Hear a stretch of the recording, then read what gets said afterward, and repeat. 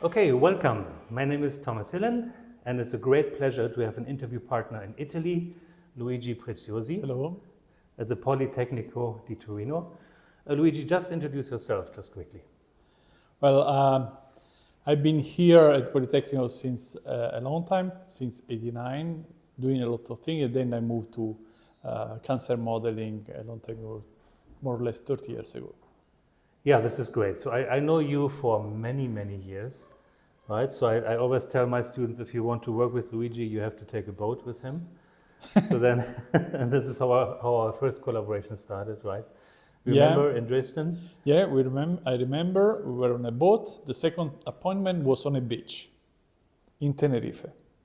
Oh, that was on the beach in Tenerife. Yeah, we continued the work on doing graphs on the beach. Yeah, close to the water, very nice. Yeah, close to the wood. I mean, where the grass comes better. Yeah, but let's first talk about your path into the area where we are now. So, for example, I know your work with Joseph on these, what was it, heat waves equation with yes. memories or something? Yes.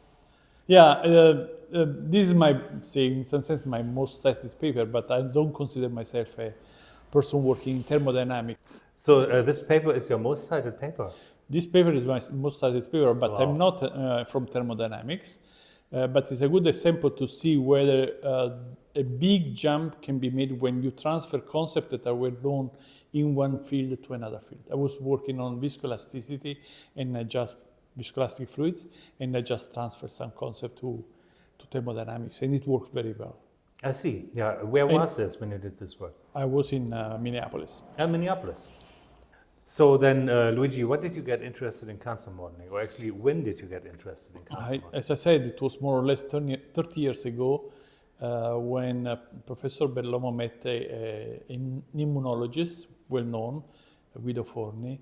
And Guido Forni was interested in understanding tumor-immune system interaction, of course, but including both the aggressivity of the tumor cells and, say, how responsive was the immune system. So an internal variable, what we would call today a phenotypic type, in some sense. Yeah. So then 30 years ago, I think, 30 years ago, this was certainly before I entered cancer modeling. So you must have been one of the first people doing that. I don't know, probably yes, but there were other people, I mean, giants before me that did some work. Of course, at the beginning, they started with very easy modeling, and now models can become, I mean, they are it has more become and more a big complex. area, right? I mean, A huge area. Yeah. There is space for everybody, doing a lot of things. I mean, at that time, you can do stochastic processes or reaction diffusion equations. These were the type of, or ODEs, Right, population ODE dynamics. Yeah. Structured population, probably. This was the team. Nowadays, it's everything.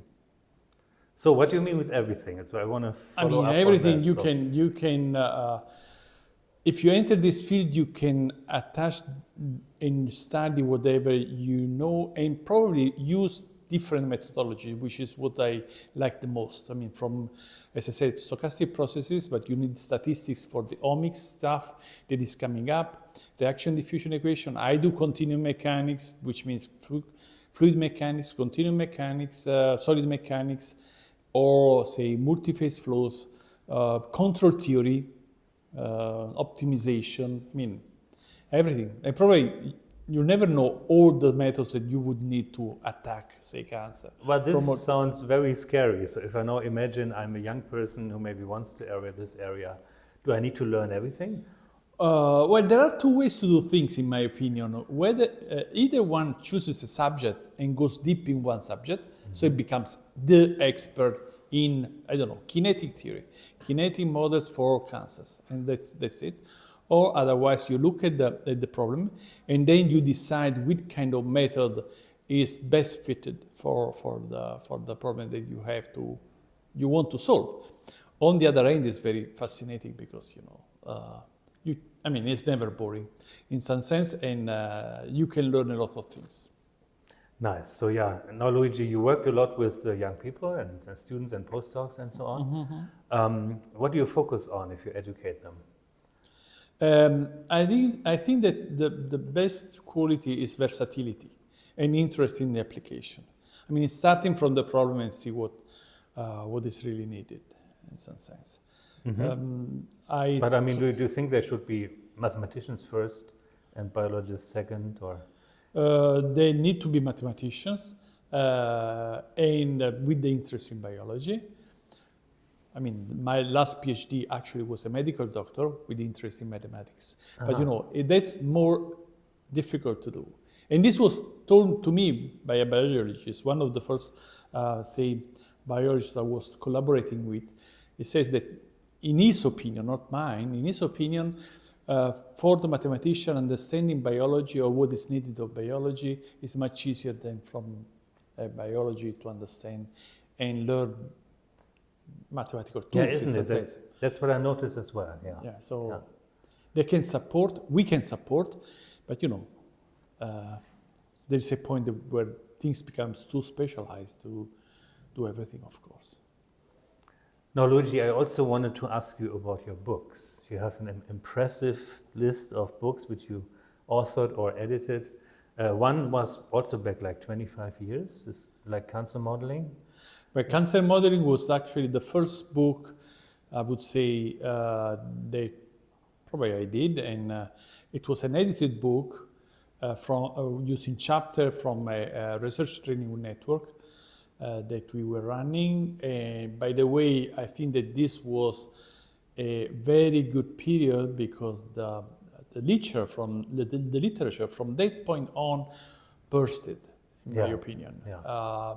It was not just a network, which saw, I mean, the involvement of more or less 12 research units, but was, you know, the growing interest in Europe and elsewhere for the field.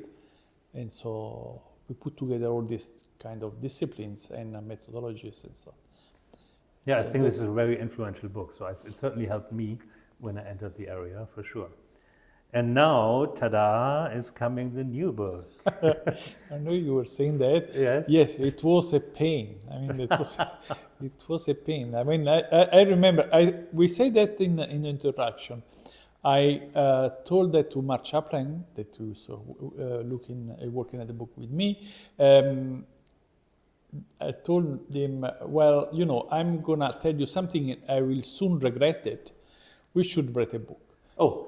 Okay. This was more or less 10 years ago. And the answer was, yeah, but the world needs to stop. And then COVID came. And believe me, it was not my fault. Okay? COVID was not your fault. It's not my fault, but you know, at this point, we were at home and we say, okay, if we don't profit from this, I will never write it. And we started. But at the end of the story, we finished it. Probably it's not covering all the aspects that are needed. No, it's only 800 pages, yeah, right? So you can't. Now it's 800 pages. Probably you need 800 more, so there is space for someone else who wants to be as mad as us. So when is it coming out? I don't know. Now it's at the publisher, probably 1 year from now, something like that. I hope it's going to be quicker. Yeah, probably quicker. Yeah. So where's our area going then? So where does your book end? What is the next kind of important steps in cancer modeling? Well, there are many things that are not covered that are important. One for that is all the omics that goes with the subcell, the single cell analysis and so on, that we don't know much about it. And there is also something that I'm very interested in, which is mechanobiology. Mm-hmm.